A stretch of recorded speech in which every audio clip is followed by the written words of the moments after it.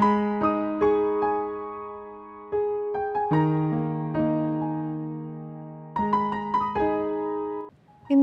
സഭയിലെ എല്ലാവരും വലിയൊരു ആഘോഷത്തെ കൊണ്ടാടുന്ന ദിനമാണ് ഓശാന. ഓശാന എന്ന വാക്കിന്റെ അർത്ഥം കർത്താവെ ഞങ്ങളെ രക്ഷിക്കണമേ എന്നാണ്. യേശു ഏറ്റവും താഴ്മയോടും വിനയത്തോടും കൂടി ആരാലും ഉപേക്ഷിക്കപ്പെട്ട ഒരു കഴുതക്കുട്ടിയുടെ പുറത്തു കയറി യെരുശലേം നഗരത്തിലേക്ക് കടന്നു വന്ന ദിനം.